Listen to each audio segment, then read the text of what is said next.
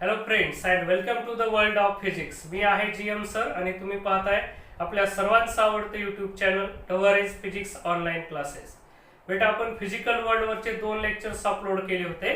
त्याच्यापैकी physical world lecture number 1 मध्ये आपण स्टडी केलं what is the physics and what are the principles of physics. बेटा तुला प्रिन्सिपल्स ऑफ फिजिक्स आठवतात का? पहा. फर्स्ट प्रिन्सिपल काय होता? Unification, correct. Second principle is a reductionism. बेटा तुला हे जर आठवत नसेल तर तुला युट्यूबला जायचंय, वर टाईप करायचंय टवरेज physics physical world lecture number 1 ते पाहायचंय आणि मग या व्हिडिओ मध्ये यायचंय. फिजिकल वर्ल्ड लेक्चर नंबर 2 मध्ये स्टडी केलं बेटा आपण स्कोप ऑफ फिजिक्स. त्याच्यात पाहिलं आपण what is the syllabus of physics in next 2 year. त्याच्यानंतर पाहिले आपण what is the excitement in physics, Y physics is excited किंवा एक्साइटमेंट फिजिक्स मध्ये का असते त्याचे आपण बघितलं बेटा. तिथे 4 स्टेप्स होत्या काम करण्याच्या. फिजिक्स मध्ये काम करण्याच्या 4 स्टेप्स कोणत्या? पहिल्यांदा ऑब्झर्वेशन करायचं बेटा, पुन्हा ते रिअल आहे का ट्रू आहे का ते चेक करायला म्हणजे त्याच्या व्हेरिफिकेशन साठी आपण एक्सपेरिमेंट कंडक्ट करतो. एक्सपेरिमेंटच्या नंतर आपण कन्क्लुजन काढतो म्हणजेच काय त्याचे ऍप्लिकेशन्स तयार करतो आणि शेवटी आपण त्या गोष्टीचं प्रिडिक्शन ऑफ फ्युचर म्हणजे भविष्यात ती गोष्ट कशी असेल हे सांगायचा प्रयत्न करतो. And due to this prediction of future there is lot of excitement in physics. हे सर्व बेटा आपलं लेक्चर नंबर 2 मध्ये शिकवून झाले. म्हणून मी तुला सांगतोय की आधी ते फिजिकल वर्ल्ड लेक्चर नंबर 1 पहा, पुन्हा 2 पहा आणि मग या लेक्चर मध्ये. ठीक आहे बेटा. चला आज या लेक्चर मध्ये म्हणजे फिजिकल वर्ल्ड लेक्चर नंबर 3 जे की आपलं या चॅप्टरचं बेटा शेवटचं लेक्चर असेल म्हणजेच आपण उद्यापासून फिजिक्सच्या सिलेबसला ऍक्च्युअली स्टार्ट करतात. ओके. तर चला बेटा लेक्चर नंबर 3 मध्ये आपल्याला स्टडी करायचंय 4 फंडामेंटल फोर्सेस इन नेचर. तसं जर बेटा फिजिक्स मध्ये तुला मोर दॅन 100 फोर्सेस ऐकणार आहेस तू, पण हे 100 जरी फोर्स असले किंवा त्याच्यापेक्षा जास्त जरी असले तरी बेटा प्रत्येक फोर्स या 4 पैकी एका प्रकारामध्ये मोडणार आहे. कारण फिजिक्सचा प्रिन्सिपल कोणता आहे? युनिफिकेशन. ते एका लॉच्या अंडर आणतं सर्व काही. ठीक आहे. मग बेटा आज आपल्याला स्टडी करायचे what are the 4 fundamental forces in a nature.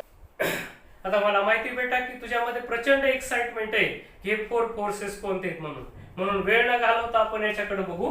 बघा फर्स्ट जे फोर्स आहे बेटा ते कोणतं फोर्स आहे जे की तो ऑलरेडी ऐकलेलं आहे. कोणतं? Gravitational force. It is the very common and basic force in a physics बेटा. 10th स्टँडर्ड मध्ये तू याला स्टडी करायलास. म्हणून पहिलं जे फोर्स आहे ते ग्रॅव्हिटेशनल फोर्स आहे. दुसरं बेटा इलेक्ट्रोमॅग्नेटिक फोर्स, याला तुला आता या वर्षीला स्टडी करायचंय. आणि तिसरं जे फोर्स आहे ते आहे स्ट्रॉंग न्यूक्लिअर फोर्स. आणि स्ट्रॉंग न्यूक्लिअर फोर्स झालं की बेटा 4th टाइपचं कोणतं असेल तर weak nuclear force. Nuclear force आपण 2 कन्सिडर करतो. त्या दोघांमध्ये काय डिफरन्स आहे पुढे जाऊन बघू आपण. सध्याला तुला फक्त हे 4 टाइपचे बेसिक फोर्सेस स्टडी ठेवायचे बेटा. आता आपल्या ह्याच्यातलं एक फोर्स आपल्याला डिटेल मध्ये स्टडी करायचंय. चला मग जाऊयात आपण या प्रत्येक फोर्सला डिटेल मध्ये स्टडी करू. बघा बेटा आता आपल्याला फर्स्ट टाइपचं फोर्स स्टडी करायचंय डिटेल मध्ये. ते म्हणजे कोणतं आहे? Gravitational force. पहिल्यांदा बेटा आपल्याला स्टडी करायचंय की या ग्रॅव्हिटेशनल फोर्सची काय डेफिनेशन आहे. तुम्हाला आठवत असेल बेटा 9th स्टँडर्ड मध्ये तुम्हाला ग्रॅव्हिटेशन हा फर्स्ट टॉपिक होता सायन्स मध्ये. त्यात तुम्ही स्टडी केलं अकॉर्डिंग टू न्यूटननी आपल्याला काय सांगितलं बेटा? या मॅटरचे एनी 2 पार्टिकल्स घ्या, तुम्ही कोणतेही 2 बॉडीज घ्या, त्यांच्यामध्ये अट्रॅक्शनचं फोर्स असतं बेटा. कुठल्या बॉडी घ्यायच्या? या युनिव्हर्स मधल्या कुठल्याही घ्यायच्या. एक अर्थवरचा असू द्या, एक दुसऱ्या प्लॅनेटवरचा असू द्या किंवा दोन्ही अर्थवरचे असू द्या, कुठलेही असू द्या. Any 2 particles of matter in the universe जर आपण कन्सिडर केले बेटा अकॉर्डिंग टू न्यूटन त्या दोघांमध्ये काय असतंय? अट्रॅक्शनचं फोर्स असतंय. आणि या फोर्सला न्यूटननी काय म्हटलंय? Gravitational force. मग बघ बेटा या ग्रॅव्हिटेशनल फोर्सला डिटेल मध्ये पाहत असताना first of all we will define the gravitational force. काय असतं बेटा? काय सांगितलं न्यूटननं? एनी 2 पार्टिकल्स मध्ये अट्रॅक्शन असतं बेटा. कसलं फोर्स आहे? अट्रॅक्शनचं. म्हणून याला कसं डिफाइन करतात? The force of attraction. It is the force of attraction. कुणामधलं बेटा सांगा? कुणामधलं? Between force of attraction between any 2 particles. Force of attraction between any 2 particles of matter. कुठले बेटा? In the universe. The force of attraction between any 2 particles of matter in the universe is called gravitational force. चल बेटा तुला definition कळाली. कसं define करायचं gravitational force, तर या टाइपनं. कसलं फोर्स आहे, अट्रॅक्शनचं. कुणामधलं, बिटवीन एनी टू पार्टिकल्स. कुठले, या युनिव्हर्स मधले. कुठं असावे ते लिमिटेशन नाही, कुठंही असू जाते या युनिव्हर्स मध्ये बेटा. ठीक आहे. The force of attraction between any two particles of the matter in the universe is called gravitational force. चल बेटा तुला याची डेफिनेशन कळाली. तू म्हणशील आता सर याचे काही एक्झाम्पल्स आहेत का जेणेकरून आम्हाला हे फोर्स लवकर कळेल. बिलकुल आहेत बेटा, ह्याचे अनेक एक्झाम्पल्स सांगता येतील. त्याच्यापैकी काही फेमस एक्झाम्पल्स असे आहेत बेटा, मी हे एक्झाम्पल्स सांगणार. फर्स्ट एक्झाम्पल जर पाहायचं झालं बेटा, हे सांगू शकतोस तू काय, मोशन ऑफ प्लॅनेट्स. बेटा तुला माहिती आहे आपल्याकडे किती 9 planets in our solar system. There are 9 planets in our solar system. Solar system मध्ये 9 प्लॅनेट्स आहेत बेटा. ते काय करतात, सनच्या अराउंड रिव्हॉल्व होतात. का रिव्हॉल्व होतात, due to this gravitational force. So motion of planets around sun, सनच्या अराउंड ह्यांचं जे मोशन आहे बेटा ते काय, due to the gravitational force आहे. ठीक आहे, हे एक एक्झाम्पल झालं बेटा. याच्यापेक्षा दुसरं कॉमन एक्झाम्पल काय सांगता येईल, आपल्याला आपलं वेट का फील होतं बेटा, कारण अर्थ जी आपल्यावरती कुठं फोर्स एक्झर्ट करते, towards the centre of earth. अर्थच्या सेंटरकडे आपल्याला अट्रॅक्ट करायचा प्रयत्न करते बेटा, म्हणून आपल्याला आपलं वेट फील होतं. म्हणजे आपल्याला दुसरे एक्झाम्पल सांगता येईल, we feel our weight due to the force of gravity. हे सगळं ग्रॅव्हिटीच्या फोर्समुळे होतं बेटा. ठीक आहे. चल आणखीन तिसरं एक्झाम्पल काय सांगता येईल, आपलं हे जे ऍटमॉस्फिअर आहे बेटा, हे atmosphere is held to earth. Atmosphere is held to earth due to the force of gravity. हे पण तेच आहे बेटा. विचार कर, आपल्या अर्थच्या सराउंडिंगला जे ऍटमॉस्फिअर आहे ते का, कारण हे जे डिफरंट गॅसेस आहेत, ऍटमॉस्फिअर म्हणजे कोण आहे, गॅसियस इन्व्हलप आहे, गॅसचा थर आहे बेटा हा फक्त. मग ह्या अर्थच्या सराउंडिंगला का राहिलं, कारण ह्या सगळ्या गॅसेसला अर्थच्या ग्रॅव्हिटेशनच्या फोर्सनं स्वतःकडे अट्रॅक्ट करून ठेवलं बेटा, एक प्रकारे बांधून ठेवल्यासारखं ते.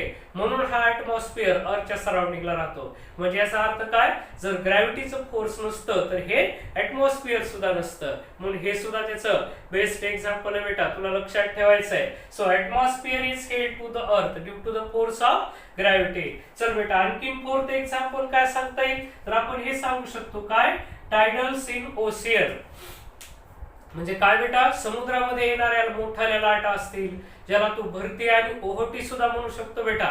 ड्युरिंग भरतीच्या वेळेस काय होतं बेटा, समुद्राचं जे पाणी ते वर चालत जातं. असं का होतं, कारण ज्यावेळेस मून अर्थच्या जवळ येतो त्यावेळेस ओशियन वॉटरला म्हणजेच समुद्रातल्या पाण्याला ते स्वतःकडे अट्रॅक्ट करतो बेटा, म्हणून पाणी असं वर उचललं जातं, ज्याला भरती आली असं म्हणतो आपण समुद्राला. ठीक आहे, ते सुद्धा कशामुळे, या ग्रॅव्हिटीच्या फोर्समुळे.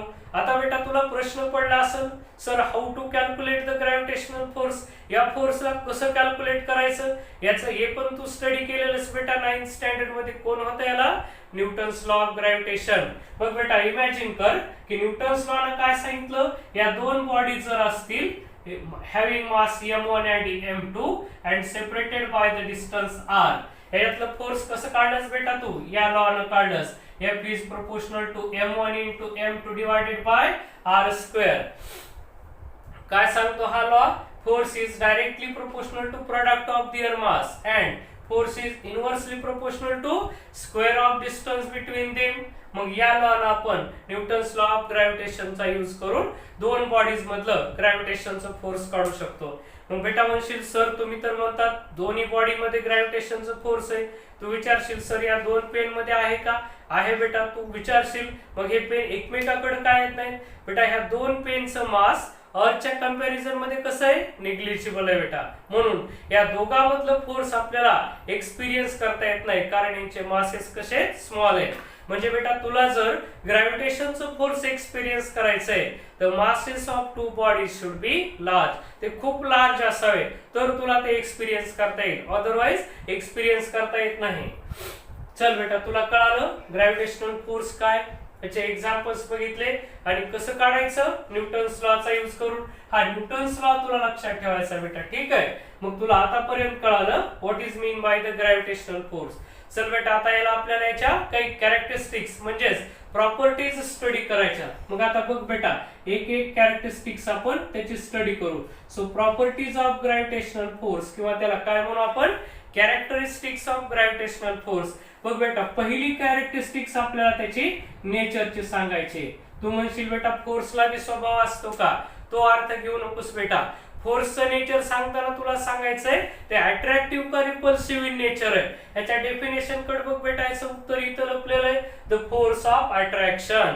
म्हणजे याचं नेचर कसं बेटा अट्रॅक्टिव्ह इन नेचर म्हणायचं. म्हणून तू पहिली कॅरेक्टरिस्टिक्स नेचर सांगताना त्याचं काय सांगशील it is attractive in nature. बघ बेटा पहिली कॅरेक्टरिस्टिक्स तुला तयार करायची. कशी तयार झाली? नेचर सांगायचे. कसं सांगशील? It is always attractive in nature. बघ बेटा पुन्हा एकदा रिपीट करतोय. कसं सांगायचंय? It is always attractive in nature. Nature कसं आहे सांगायचंय. कसं आहे? अट्रॅक्टिव्ह आहे. कोणी सांगितलंय? या डेफिनेशन मध्येच कळालेलं आहे. न्यूटननी आपल्याला सांगितलंय की एनी टू पार्टिकल कन्सिडर करा ते एकमेकाला अट्रॅक्ट करतात. ठीक आहे बेटा पहिली कॅरेक्टरिस्टिक्स तुला कळाली. काय होती? It is always attractive in nature. चल ठीक आहे नेचर सांगितलं बेटा. आता दुसऱ्यांदा सांगायचं आपल्याला या फोर्सची रेंज कशी आहे. रेंजची कॅरेक्टरिस्टिक्स सांगायची बेटा. तू म्हणशील रेंज म्हणजे काय? कळालं नाही सर. आपल्याला सांगायचंय किती डिस्टन्स मध्ये हे फोर्स इफेक्टिव्ह आहे किंवा ऍक्ट होऊ शकतं बेटा. याच्या डेफिनेशन कडे बघ काय म्हणतंय. कुठले दोन पार्टिकल्स घ्यायचे इन द युनिवर्स. या युनिवर्स मधले कुठलेही दोन पार्टिकल घ्यायचे बेटा आपल्याला. म्हणजे त्याची रेंज कशी अनलिमिटेड आहे. म्हणजेच त्याला काय म्हणता येईल लॉंगेस्ट रेंज फोर्स. दोन पार्टिकल कितीही अंतरावर असले तरी सुद्धा त्याच्या दोघांमध्ये ग्रॅव्हिटेशनचं फोर्स कंपल्सरी असतं बेटा. म्हणजे हे कसलं फोर्स आहे? रेंज कशी याची longest range force in the nature. मग रेंज सांगताना तुला सांगायची लॉंगेस्ट आहे. मग बघ बेटा ही कॅरेक्टरिस्टिक्स कशी तयार करशील. काय सांगशील बेटा it is the longest range force in the nature. Nature मधल्या सगळ्या फोर्स मधलं हे कसं आहे लॉंगेस्ट रेंज फोर्स आहे. ठीक आहे चल दुसरी कॅरेक्टरिस्टिक्स तयार झाली. मी पुन्हा एकदा रिपीट करायला कशी घेणार it is the longest range force in the universe. ठीक आहे पुढच्या कॅरेक्टरिस्टिक्स कडे जाऊ बेटा. तिसऱ्या कॅरेक्टरिस्टिक्स मध्ये आपल्याला सांगायची ह्याची स्ट्रेंथ सांगायची. स्ट्रेंथ म्हणजे काय बेटा हे फोर्स किती पॉवरफुल आहे ते तुला सांगायचंय. किती पॉवरफुल आहे म्हणजे काय? मी आताशीच सांगितलं बेटा. काय हे दोन पेन आहेत एकमेकाला अट्रॅक्ट करायलेत का? नाही करायलेत. म्हणजे याच्यात फोर्स नाही का? आहे पण कसं आहे वीक आहे. म्हणजे या युनिवर्स मधले जे चार फंडामेंटल फोर्सेस आहेत बेटा हे सगळ्यातलं वीक फोर्स आहे. म्हणून याला आपण weakest force in the nature असं म्हणतो. म्हणून स्ट्रेंथ सांगताना आपण कशी सांगू विकेस्ट म्हणू. बघ बेटा थर्ड कॅरेक्टरिस्टिक्स तू तयार करास काय म्हणशील it is the weakest force in a nature. पुन्हा एकदा रिपीट करतोय बेटा it is the weakest force in nature. Nature मधले जे फंडामेंटल फोर्सेस आहेत याच्यात सगळ्यात जास्त वीक फोर्स कोणता आहे तर ग्रॅव्हिटेशनल फोर्स आहे. चल बेटा चौथी कॅरेक्टरिस्टिक सांगायची. त्याच्यात तुला सांगायचं हे इनवर्स स्क्वेअर लॉ उभे करतं का? इनवर्स स्क्वेअर लॉ काय असतं बेटा inversely proportional to square of distance. त्याच्या नावाचाच अर्थ आहे इनवर्स स्क्वेअर लॉ म्हणजे काय inversely proportional to square of distance between two bodies. हे बघ इथं न्यूटन्स लॉ ऑफ ग्रॅव्हिटेशन आहे बेटा. हा काय सांगतोय? हा असा सांगतोय F is inversely proportional to r square. मग याच्यावरून कळायलंय this force is inversely proportional to square of distance between two bodies. r means what? r means काय असते डिस्टन्स बिटवीन टू बॉडीज आहे. r ला इनवर्स प्रोपोर्शन नाही तर कुणाला त्याच्या स्क्वेअरला त्याला इनवर्स स्क्वेअर लॉ असं म्हणायचं. मग हा लॉ हा काय करतो बेटा ओबे करतो. म्हणून बघ बेटा पुढची कॅरेक्टरिस्टिक्स कशी तयार केलीस it obeys the inverse square law. हे जे फोर्स आहे इनवर्स स्क्वेअर लॉ ओबे करतं. म्हणजे काय याची मॅग्नेट्यूड काढत असताना बेटा हे जे फोर्स आहे it becomes inversely proportional to square of distance between them. Okay चल बेटा पुढे जाऊ. आता पाचव्यांदा तुला सांगायचंय इंटरवेनिंग मीडियम वर डिपेंड आहे का? पहिल्यांदा तर म्हणशील सर मला याचा अर्थच कळाला नाही. What is mean by intervening medium? Intervening medium काय असतं बेटा it is the medium present between given two bodies. बघ बेटा पुन्हा ऐक what is mean by intervening medium the medium present between two bodies is called intervening medium. For example बघशील बेटा, हे दोन मार्कर पेन आहेत, या दोघांमध्ये कोण आहे आता सध्या? एअर आहे. काय बेटा, या दोन्ही मध्ये एअर आहे, म्हणजे सध्याला मीडियम कोणतं आहे? एअर मीडियम आहे. बेटा हे दोन पेन तू नेले आणि पाण्यामध्ये इमर्स केलेस. आता इमॅजिन कर या दोघांमध्ये कोण आलं? वॉटर आलं. म्हणजे काय केलं आपण? We have changed the medium. आपण मीडियमला चेंज केलं. आधी एअर होती, आता वॉटर आणलं. मग यांचं म्हणणं आहे या इंटरवेनिंग मीडियम वर डिपेंड आहे का? दोन मार्कर एअर मध्ये होते त्यावेळेस किती फोर्स होतं? पाण्यामध्ये गेले त्यावेळेस किती फोर्स होतं? बेटा तुला लक्षात ठेवायचं आहे, मीडियम जरी चेंज केलं तरी ग्रॅव्हिटेशनल फोर्स चेंज होत नाही. म्हणजे काय असतंय? इंटरव्हेनिंग मीडियमचा त्याच्यावर इफेक्ट होतो का बेटा? नाही होत. म्हणून याला तुला असं सांगता येईल, it is independent. It is independent of intervening medium. बघ बेटा कशी कॅरेक्टरिस्टिक्स तयार केलीस? It is independent of intervening medium. पुढची कॅरेक्टरिस्टिक्स तयार करताना बेटा तुला सांगायचं आहे चार्ज डिपेंडन्स. म्हणजे हे जे फोर्स आहे हे चार्ज वर डिपेंड आहे का? तर काय सांगशील? इंडिपेंडंट आहे म्हणायचं. बेटा हे चार्ज वर डिपेंड नसतं. हे फोर्स आणि चार्ज याचा बिलकुल संबंध नसतो काही. म्हणून it is independent of the charge on two bodies. दोन बॉडीवरच्या चार्ज वरती हे फोर्स डिपेंड नसतं बेटा. ठीक आहे. मग बेटा ह्या 6 मेन कॅरेक्टरिस्टिक्स आहेत आणि तुला हे पॉइंट चांगले सेव्ह ठेवायचे बेटा. कोणते? की या क्रमाने तुला जायचं व्यवस्थित. नेचर कसं आहे? अट्रॅक्टिव्ह आहे. रेंज कशी? लॉंगेस्ट आहे. परत स्ट्रेंथ कशी? विकेस्ट आहे. परत इनवर्स स्क्वेअर लॉ ओबे करतो. इंटरव्हेनिंग मीडियम वर इंडिपेंडंट आहे. चार्ज डिपेंडन्स इंडिपेंडंट आहे. चार्ज वर सुद्धा डिपेंड नाही. तुला हे पॉइंट पाठ करून ठेवायचे बेटा. कारण काय? राहिलेले जे 3 फोर्सेस आहेत बेटा आपण बरोबर याच क्रमाने स्टडी करणार. ठीक आहे. So this is all about the gravitational force. बेटा इथंच हे फोर्स संपत नाही, हे खूप डिटेल मध्ये. पण आपल्याला एनसीईआरटी मध्ये सेपरेट चॅप्टर किंवा महाराष्ट्र स्टेट बोर्डने सुद्धा ग्रॅव्हिटेशन हा सेपरेट चॅप्टर दिला बेटा. त्याच्यात आपण याला डिटेल मध्ये स्टडी करू. सध्या काय पर्पज आहे आपला? फक्त 4 फंडामेंटल फोर्सेसची आपल्याला ओळख करून घ्यायची बेटा. दुसरं काही नाही. फक्त कोणते 4 फोर्सेस आहेत ते स्टडी करायला आणि ते कसे आहेत हे थोडक्यात पाहिजे. ठीक आहे. चला आता आपण पुढच्या फोर्स कडे जाऊ बेटा. चला बेटा आता आपल्याला सेकंड टाइपचं फोर्स पाहायचं. ते म्हणजे कोणतं आहे? इलेक्ट्रोमॅग्नेटिक फोर्स आहे बेटा. ठीक आहे. याच्या आधी आपण काय स्टडी केलं? Gravitational force. त्याला कसं स्टडी केलं? डेफिनेशन, एक्झाम्पल्स आणि त्याच्या प्रॉपर्टीज. सेम वे आपण हे सुद्धा फोर्स स्टडी करणार बेटा. बघा पहिल्यांदा आपण याला डिफाइन करू. ग्रॅव्हिटेशनल फोर्स काय होतं बेटा? It is the force of attraction between any 2 particles of matter in the universe असं होतं. आता इलेक्ट्रोमॅग्नेटिक फोर्स काय असतं बेटा? लक्ष देशील इकडे. काय? हे द फोर्स ऑफ, कसलं फोर्स आहे बेटा? बघ, the force of attraction. The force of attraction और रिपल्शन. नीट लक्ष द्यायचं तुला याच्यात. काय सांगते? It is the force of attraction और रिपल्शन बिटवीन, कुणामधले बेटा लक्षात ठेवायचं? Between 2 charges. Between 2 charges. पण कसले चार्जेस आहेत? Which are between 2 charges which are in relative motion. Which are in relative motion. म्हणजे त्या दोघांमध्ये काही ना काही मोशन आहे बेटा. ठीक आहे. म्हणजे दोन्ही रेसला नाही किंवा दोन्ही सेम वे न मूव्ह व्हायलेले नाही, तर त्या दोघांमध्ये काही ना काही रिलेटिव्ह मोशन आहे बेटा त्यांच्यामध्ये. ठीक आहे. मग जर काय असेल, इन शॉर्ट काय सांगू शकतो आपण? इलेक्ट्रोमॅग्नेटिक फोर्स कुणाला म्हणायचं? Force between moving charges. Moving charges मधलं जे फोर्स आहे बेटा त्याला आपण इलेक्ट्रोमॅग्नेटिक फोर्स म्हणू शकतो. आता तू म्हणशील सर की इलेक्ट्रोमॅग्नेटिक फोर्सचे काही एक्झाम्पल्स आहेत का? तर आहेत बेटा. एक्झाम्पल्स अनेक सांगता येतील. जसं फोर्स ऑफ फ्रिक्शन. फ्रिक्शनचं जे फोर्स आहे बेटा ते सुद्धा कसलं आहे? इलेक्ट्रोमॅग्नेटिक फोर्स आहे. आणखीन तू सांगशील बेटा force of tension. Force of tension हे सुद्धा इलेक्ट्रोमॅग्नेटिक फोर्स आहे. आता टेन्शनचं फोर्स काय असतंय? एखादा ऑब्जेक्ट आहे बेटा, तू याला असं वेट लावलंस तर ही स्प्रिंग म्हणजे जी दोरी ती काय होते? ताणली जाते. मग हे जे टेन्शनचं फोर्स आहे ते कोणतं आहे? इलेक्ट्रोमॅग्नेटिक फोर्स आहे. आणखीन काय सांगशील बेटा? Force between 2 conductors. Force between 2 conductors. 2 conductors आहेत बेटा. 2 कंडक्टर्स म्हणजे काय? वायर कन्सिडर करायचे. फोर्स बिटवीन 2 कंडक्टर्स मग आता तुला नीट लक्षात ठेवायचंय, तू हा एक्सपेरिमेंट सुद्धा करू शकतो बेटा. दोन वायर असतील, तू त्याच्यातून जर करंट पास केलास तर ते एकमेकाला रिपेल करतात किंवा अट्रॅक्ट करतात, काही पण करू शकतात. कशावर डिपेंड आहे?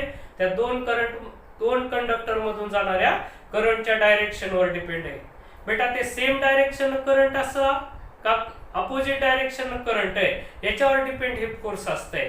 मग डायरेक्शन ऑफ करंट वर डिपेंड असणारा फोर्स आहे, ते कधी अट्रॅक्ट करेल तर कधी रिपेल करेल. मात्र कशावर डिपेंड आहे? Depending on the direction of current flowing through the two conductors. हे सुद्धा त्याचं एक एक्झाम्पल आपल्याला सांगता येतं बेटा. हे पुढे आपण सगळं डिटेल मध्ये स्टडी करणार. आता फक्त आपण ओळख करून घ्यायला बेटा. आता हे कसं काढायचं म्हणशील, जसा ग्रॅव्हिटेशनल फोर्स काढायला न्यूटनचा लॉ होता, त्या टाइपनं बेटा इथं जर चार्ज रेसला असतील तो कुलॉम्स लॉ वापरावा, आणि मोशन मध्ये असेल तर त्याला मॉडिफाय करून आपण फोर्स काढणार दोन कंडक्टर मध्ये, लक्षात घे. मग आता कुलॉम्स लॉ साधारणतः असा होता बेटा, काय काहीतरी कुलॉम्स कॉन्स्टंट असेल के इंटू काय होतं m1 m2 च्या ऐवजी q1 q2 divided by r square. हे दोन चार्जेस आहेत बेटा, हा q1 आणि हा q2. या दोघांमधलं डिस्टन्स किती? r. तर हा कुलॉम्स लॉ झाला. पण हे चार्जेस ज्यावेळेस रेसला आहेत का बेटा, त्याला इलेक्ट्रोस्टॅटिक फोर्स म्हणायचं, ते इलेक्ट्रोमॅग्नेटिक नसते. कारण इलेक्ट्रोमॅग्नेटिक फोर्सची मेन कंडिशन कोणती? Two charges should be in relative motion. हे रेसला असले म्हणून तर त्याला स्टॅटिक म्हणतात. इलेक्ट्रोस्टॅटिक फोर्स, स्टॅटिक मीन्स काय? At rest. ज्यावेळेस चार्जेस रेसला असतील त्यावेळेस त्या दोघांच्या मधल्या फोर्सला इलेक्ट्रोस्टॅटिक फोर्स असं म्हणायचं. स्टॅटिक मीन्स काय बेटा? At rest. रेसला असले की त्याला स्टॅटिक म्हणायचं, आणि ते या फॉर्म्युल्याने मिळतं. याचा सध्याला आपला काही संबंध नाही बेटा, हे सगळं डिटेल आपण पुन्हा बघणार आहे. सध्या फक्त लक्षात ठेवा. चला, डेफिनेशन कळाली, एक्झाम्पल पाहिले. आता आपल्याला याच्या काही प्रॉपर्टीज पाहिजेत. पुन्हा त्याच प्रॉपर्टीज बेटा. काय सांगितली होती पहिल्यांदा आठवा? काय सांगितलं होतं आपण? नेचर. ग्रॅव्हिटेशनल फोर्स नेचर कसं सांगितलं बेटा? ऑलवेज अट्रॅक्टिव्ह इन नेचर सांगितलं. इथं मात्र डेफिनेशन पहा, काय म्हणतंय? The force of attraction or repulsion. म्हणजे नेचर कसं याचं? Either attractive or repulsive. म्हणजे हे अट्रॅक्टिव्ह पण असू शकतं किंवा रिपल्सिव्ह असू शकतं. म्हणजे नेचर सांगताना तो असं सांगशील, आयदर अट्रॅक्टिव्ह ऑर रिपल्सिव्ह. म्हणजे काय बेटा? हे अट्रॅक्शनचं पण असू शकतं किंवा रिपल्शनचं पण असू शकतं. ठीक आहे, चल दुसरी कॅरेक्टरिस्टिक सांग बेटा. आठव, काय सांगितली होती? नेचर सांगितली होती, नंतर आपण त्याची रेंज पाहिली होती. रेंज कशी बेटा? हे लॉंग रेंज फोर्स आहे बेटा, हे लॉंग रेंज फोर्स आहे. आता लॉंगर रेंज फोर्स म्हणून मी लॉंग म्हणण्यापेक्षा longer range force. Gravitational force इतकी याची रेंज नसते बेटा, पण बाकीचे जे दुसरे फोर्स आहेत कोणते? Strong nuclear force and weak nuclear force, त्यांच्या कंपॅरिझन मध्ये याची रेंज जास्त असते. लेकरांनो लक्षात घ्या. So it is the longer range force. बेटा पुन्हा सांगायची याची स्ट्रेंथ सांगायची तुला. स्ट्रेंथ कशी या फोर्सची? हे कसं फोर्स आहे बेटा? आपण मगाशी बघितलं काय होतं? Gravitational force is a weakest force. चार फोर्सेस मधलं सगळ्यात वीक फोर्स कोणतं बेटा? तर ते ग्रॅव्हिटेशनल फोर्स. हे मात्र कसं आहे? स्ट्रॉंगर फोर्स असतं, लक्षात ठेवायचं. सगळ्यात नाही, पण it is stronger than gravitational force. Gravitational force आणि वीक न्यूक्लिअर फोर्स पेक्षा सुद्धा जास्त असतं, म्हणून त्याला स्ट्रॉंगर म्हणतो आपण. हे स्ट्रॉंगर दॅन, कोणापेक्षा स्ट्रॉंगर दॅन आहे? Gravitational. It is stronger than gravitational and कोणापेक्षा बेटा? वीक न्यूक्लिअर फोर्स असं सांगायचं आपल्याला. Stronger than gravitational and weak nuclear force, या दोघांपेक्षा स्ट्रॉंग आहे. चल बेटा, चौथी कॅरेक्टरिस्टिक्स आठव. काय होतं आता? इनवर्स स्क्वेअर लॉ सांगायचा तुला. इनवर्स स्क्वेअर लॉ हे उभे करतं का नाही ते सांगायचंय. बघ बेटा, परत इथं inversely proportional to R square आहे, म्हणून काय म्हणशील बेटा? हे it obeys the inverse square law. बघ बेटा, हे काय झालं? It is either attractive or repulsive in nature. It is longer range force. It is stronger than gravitational and weak nuclear force and it obeys the inverse square law. अशा आपण चार तयार केल्या. पाचवी बेटा आठव, कशाची पाहिली होती आपण? इंटरवेनिंग मीडियमची. बघ बेटा, परत काय सांगायचं आता? या फोर्सच्या बाबतीत मात्र बेटा हे फोर्स कसं आहे? इंटरवेनिंग मीडियम वरती डिपेंड असतं बेटा. एअर मध्ये दोन चार्जेस मधलं जे फोर्स आहे तेच वॉटर मध्ये असेल असं नाही, हे चेंज होऊ शकतं. आपण जर मीडियम चेंज केलं तर या फोर्सची मॅग्निट्यूड सुद्धा चेंज होते. म्हणून आपण असं म्हणतो this type of force depends on the intervening medium. म्हणून काय, हे डिपेंड असतं, लक्षात घ्यायचं. इट डिपेंड्स ऑन, बघ कशी कॅरेक्टरिस्टिक्स तयार करता येईल बेटा, it depends on intervening medium. ठीक आहे, चल बेटा पुढची कॅरेक्टरिस्टिक्स आता काय तयार करायची आपल्याला, काय सांगायचं आहे, चार्ज डिपेंडन्स. चार्ज डिपेंडन्स बेटा काय सांगशील, परत हे चार्ज वरती डिपेंड असतं. म्हणशील कसं, नाही कळालं सर, हा लॉ बघ बेटा, force is directly proportional to the magnitude of two charges. Two चार्जेसच्या मॅग्निट्यूड वर डिपेंड आहे बेटा, म्हणून याला म्हणायचं it depends on magnitude of two charges. तर बेटा ह्या झाल्या कॅरेक्टरिस्टिक्स ऑफ कोणतं फोर्स आलं बेटा, हे इलेक्ट्रोमॅग्नेटिक फोर्स आलं. त्याची डेफिनेशन पाहिली, एक्झाम्पल्स पाहिले आणि त्याच्या कॅरेक्टरिस्टिक्स पण पाहिल्या. तर बघा बेटा आपण आज काय काय पाहिलं, ग्रॅव्हिटेशनल फोर्स पाहिला, त्याची डेफिनेशन घेतली, एक्झाम्पल्स घेतल्या, प्रॉपर्टीज तयार केल्या. पुन्हा इलेक्ट्रोमॅग्नेटिक फोर्स पाहिलं, त्याची डेफिनेशन तयार केली, प्रॉपर एक्झाम्पल्स पाहिले, प्रॉपर्टीज तयार केल्या. तर आजच्या व्हिडिओमध्ये एवढंच बाळा. उद्याच्या व्हिडिओमध्ये आपण राहिलेले दोन फोर्सेस कंप्लीट करणार, ज्याला आपण weak nuclear force and strong nuclear force म्हणतो. ठीक आहे, आता आजच्या व्हिडिओमध्ये एवढाच पार्ट आहे बेटा, पण व्हिडिओच्या शेवटी मी तुम्हाला मुद्दा म्हणून हे असाइनमेंट दिलंय. तुम्हाला हे जे 7 क्वेश्चन्स आहेत बेटा, याचे आन्सर्स लिहायचे, तुमच्या वहीमध्ये लिहून काढायचे, तुम्हाला त्याचा फोटो काढायचा आहे आणि ते असाइनमेंट तुम्हाला मला माझ्या व्हॉट्सअप वरती सेंड करायचं आहे बेटा. ठीक आहे, तर तुम्ही हे असाइनमेंट सेंड करताल अशी मी अपेक्षा करतो बेटा. ठीक आहे, तर नोट करा हे. आज आपण इथं थांबू बेटा.